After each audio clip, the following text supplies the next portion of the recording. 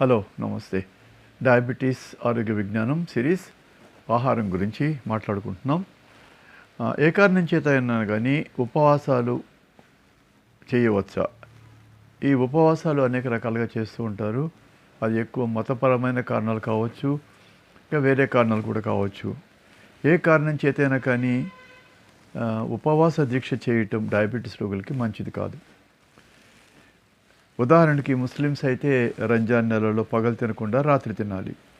హిందువులైతే శివరాత్రి నాడు కార్తీక మాసంలో ఏదైనా పెళ్ళిళ్ళు వ్రతాలు అయినప్పుడు ఉపవాసం ఉండటం, ఆలస్యంగా భోజనం చేయటం లేదా అసలు చేయకపోవటం జరుగుతుంది. ఈ డయాబెటీస్కి వాడే మందులన్నీ కూడా రక్తంలో చక్కెర ప్రమాణాన్ని తగ్గిస్తాయి.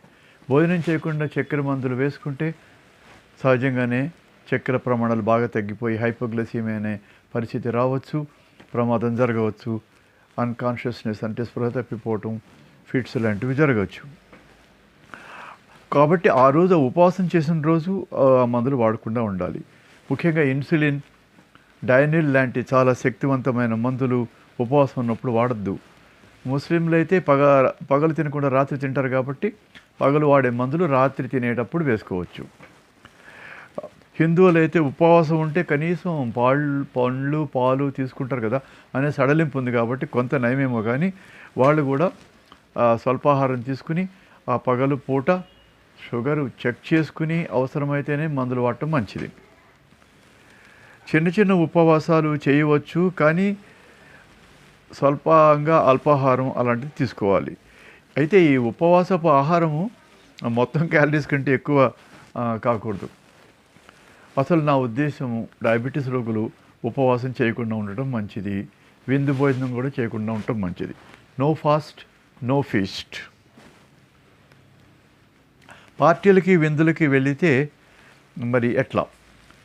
విందులకి వెళ్ళటం అందరికీ ఇష్టమే, కానీ ఇలాంటి చోట్ల రకరకాల కనువిందయ్యే స్వీట్లు, తినుబండారాలు అన్నీ అమర్చి పెడుతూ ఉంటారు. ఒక్కొక్కప్పుడు భోజనం ఆలస్యం అవుతుంది. అయితే బఫే పద్ధతిలో టేబుల్ మీద ఆహార పదార్థాలు చాలామందికి ఎవరికి వారే వడ్డించుకునే పద్ధతిలో వెందిరిస్తున్నారు. కాబట్టి డయాబెటీస్ పేషెంటు తనకి కావాల్సిన ఆహారం ఎంచుకుని తినచ్చు. సాలడ్స్, కూరలు, పప్పులు ఎక్కువ తినండి. స్వీట్లు, వేపుడు కూరలు, ఐస్ క్రీమ్ వాటి జోలికి పోకండి. వడ్డించడం లేట్ అయితే డయాబెటీస్ పేషెంట్లు ఏమైనా తినుబండారాలు కొంచెం ముందు ఇవ్వమని అడగవచ్చు. ఇన్సులిన్ తీసుకునే వాళ్ళు ఆ పార్టీ ముందు ఇన్సులిన్ పెన్నుతో తీసుకుని మరీ వెళ్ళి అక్కడ తినచ్చు. ఈ ప్రయాణంలో మరి తినుబండారాలు దగ్గర ఉంచుకుని